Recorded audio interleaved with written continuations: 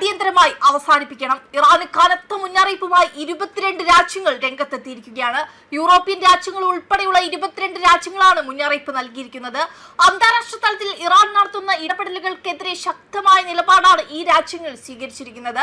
Europe, വടക്കേ America, Australia എന്നിവിടങ്ങളിൽ ഗൂഢാലോചനകൾ നടപ്പിലാക്കുന്നതിനായി അന്താരാഷ്ട്ര തലത്തിലുള്ളതും പ്രാദേശികവുമായ ക്രിമിനൽ സംഘങ്ങളെ ഇറാന്റെ സുരക്ഷാ വിഭാഗങ്ങൾ ഉപയോഗിക്കുന്നതിനെ രാജ്യങ്ങൾ ശക്തമായി അപലപിച്ചു.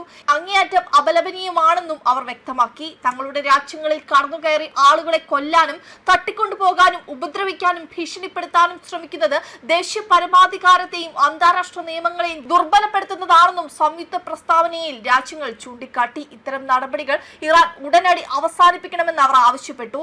ഇറാന്റെ ഇസ്ലാമിക് റവല്യൂഷണറി ഗാർഡ് കോർപ്സിന്റെ ഇന്റലിജൻസ് വിഭാഗവും വിദേശ ഓപ്പറേഷൻ വിഭാഗമായ ഖുദ്സ് ഫോഴ്സും ചേർന്ന് നടത്തുന്ന പ്രവർത്തനങ്ങളെയും പ്രസ്താവനയിൽ വിമർശിച്ചു. ഇറാനിയൻ വിമതർ, മാധ്യമ പ്രവർത്തകർ, ജൂത ഇസ്രായേൽ സമൂഹങ്ങൾ എന്നിവർക്കെതിരെ മാരകമായ ഗൂഢാലോചനകളിലും വിനാശകരമായ പ്രവർത്തനങ്ങളിലും ഇവർ ഏർപ്പെട്ടിട്ടുണ്ടെന്ന് രാജ്യങ്ങൾ ആരോപിച്ചു. ഇത്തരം ഭീഷണികളിൽ നിന്ന് തങ്ങളുടെ രാജ്യങ്ങളെയും ജനങ്ങളെയും സംരക്ഷിക്കാൻ ഒറ്റക്കെട്ടായി നിൽക്കുമെന്നും ഇസ്ലാമിക് റിപ്പബ്ലിക് ഓഫ് ഇറാൻ ഈ നടപടികൾ ഇപ്പോൾ തന്നെ അവസാനിപ്പിക്കണമെന്നും രാജ്യങ്ങൾ മുന്നറിയിപ്പ് നൽകി. യൂറോപ്പിലുടനീളം ജൂത സമൂഹങ്ങളെയും ഇറാനിയൻ അമേരിക്കൻ മാധ്യമ പ്രവർത്തകരെയും ലക്ഷ്യമിട്ട് നടത്തുന്ന ആക്രമണങ്ങൾക്ക് പിന്നിൽ ഇറാനാണെന്നും രാജ്യങ്ങൾ ആരോപിച്ചു. ഇറാനുമായി ബന്ധമുള്ള അൽ യമീൻ അൽ ഇസ്ലാമിയ എന്ന സംഘടനയാണ് ഈ ആക്രമണങ്ങളുടെ ഉത്തരവാദിത്തം ഏറ്റെടുത്തിട്ടുള്ളത്. വലതുപക്ഷക്കാരുടെ ഇസ്ലാമിക പ്രസ്ഥാനം എന്ന് അർത്ഥം വരുന്ന ഈ സംഘടന UK, ബെൽജിയം, നെതർലാൻഡ് എന്നിവിടങ്ങളിലെ ജൂത സമൂഹങ്ങളെ ലക്ഷ്യമിട്ട് നടത്തിയ ആക്രമണങ്ങളുടെ ഉത്തരവാദിത്തം ഏറ്റെടുത്തിട്ടുണ്ട്.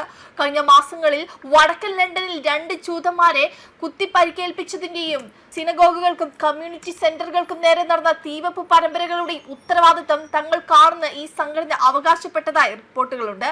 കഴിഞ്ഞ വർഷം ഓഗസ്റ്റിൽ ഓസ്ട്രേലിയയിലെ ഇറാൻ സ്ഥാനപതിയെ ഓസ്ട്രേലിയൻ ഭരണകൂടം പുറത്താക്കിയിരുന്നു.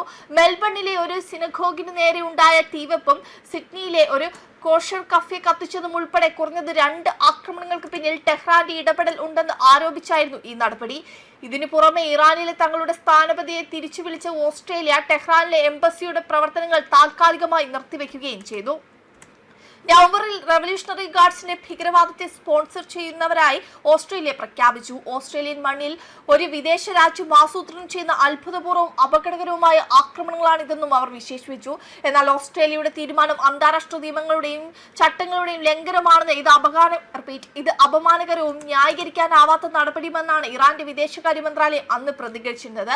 പശ്ചിമേഷ്യയിൽ നിലനിൽക്കുന്ന സംഘർഷങ്ങളുടെ പശ്ചാത്തലത്തിൽ ഇറാനെതിരെയുള്ള ഈ സംയുക്ത നീക്കം വലിയ പ്രാധാന്യം അർഹിക്കുന്നതാണ്. ഇസ്ലാമിക് റവല്യൂഷണറി ഗാർഡ് കോർപ്സ് വിദേശ രാജ്യങ്ങളിൽ നടത്തുന്ന രഹസ്യ നീക്കങ്ങൾ പലപ്പോഴും പാശ്ചാത്യ രാജ്യങ്ങളുടെ സുരക്ഷയ്ക്ക് വലിയ വെല്ലുവിളിയാണ് സൃഷ്ടിക്കുന്നത്. പ്രത്യേകിച്ച് ഇസ്രായേൽ അനുകൂല നിലപാട് സ്വീകരിക്കുന്ന രാജ്യങ്ങളിൽ ഇറാന്റെ പിന്തുണയുള്ള സായുധ സംഘങ്ങൾ നിരന്തരം ഭീഷണി ഉയർത്തിയിട്ടുണ്ട്. ഇത്തരം സാഹചര്യങ്ങൾ ഒഴിവാക്കാൻ ലക്ഷ്യമിട്ടാണ് രാജ്യങ്ങൾ ഇപ്പോൾ ഒറ്റക്കെട്ടായി രംഗത്ത് വരുന്നത്. വെബ് ഡെസ്ക് കർമ്മ ന്യൂസ്.